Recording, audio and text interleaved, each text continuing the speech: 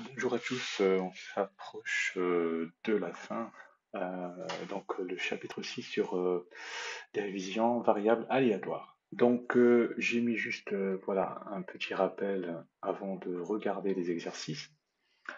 L'essentiel à savoir, c'est voilà, dans le cadre des probabilités de la classe de seconde, vous avez appris c'était en première ce qu'on appelle probabilité conditionnelle, etc. Vous avez avancé.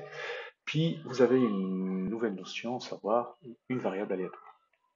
Donc, dans le cadre d'une expérience aléatoire et dans l'univers, c'est l'ensemble de toutes les issues qu'on note grand oméga, une variable aléatoire, c'est une fonction. Voilà. C'est une fonction, chaque fonction a une fonctionnalité, on va dire. Sa fonction, va être de prendre les éléments de oméga et leur associer une valeur réelle. Voilà.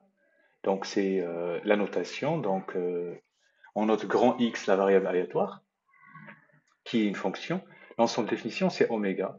Et l'ensemble d'arrivée, c'est R.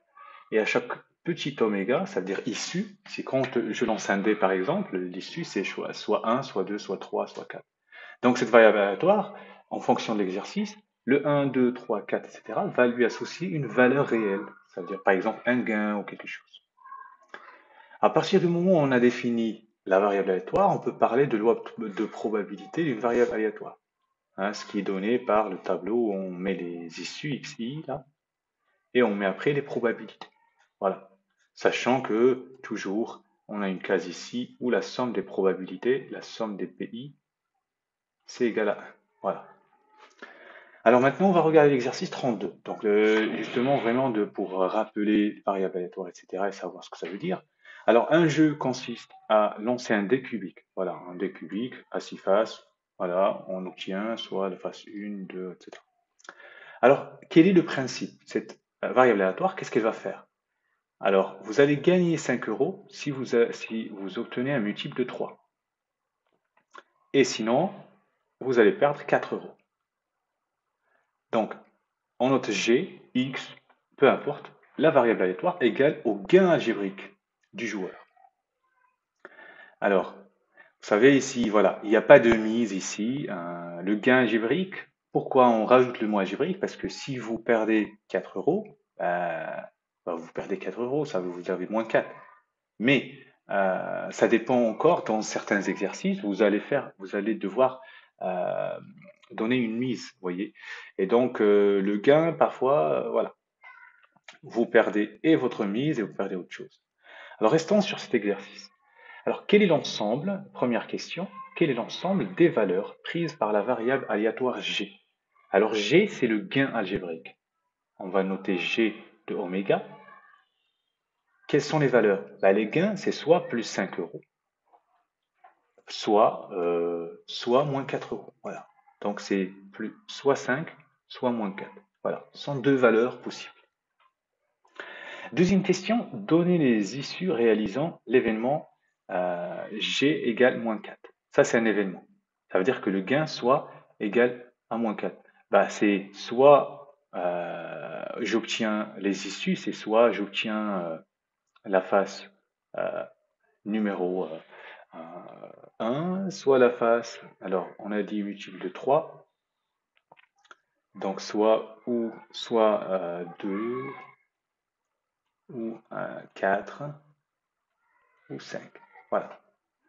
Donner les issues réalisant l'événement, le gain strictement supérieur à 0, ça veut dire seulement G égale à 5 euros.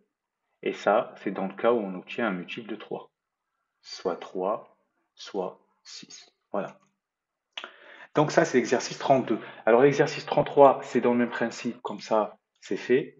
Et prochaine fois, on regardera le loi de Prova. Donc un jeu consiste à tirer au hasard une boule dans un sac contenant 15 boules, numérotées de 1 à 15. Alors, on gagne 2 euros si on obtient un multiple de 2.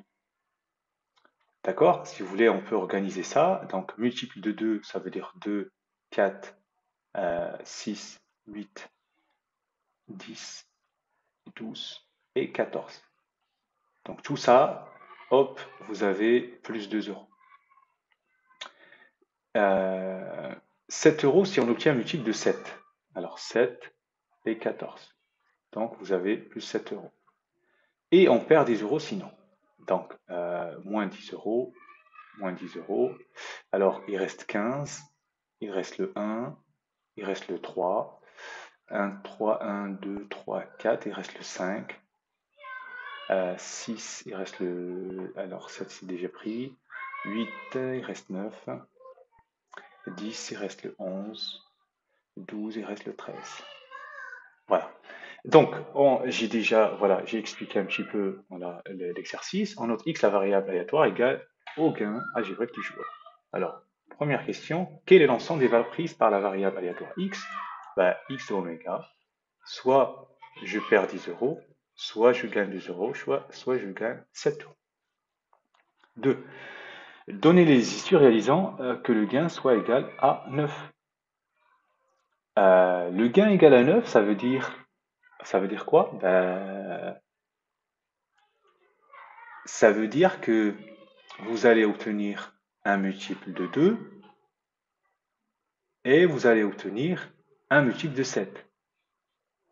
Alors, un multiple de 2 et un multiple de 7, on va dire, c'est 14. Voilà. 3. Donner les issues réalisant l'événement x inférieur ou égal à 0. Ben, x inférieur ou égal à 0, inférieur ou égal à 0, c'est exactement la même chose que x égale soit égal à moins 10. Et pour moins 10, on a vu, c'est 9, soit 9, 5, 1, 3, union 15, union 11, union 13. Voilà.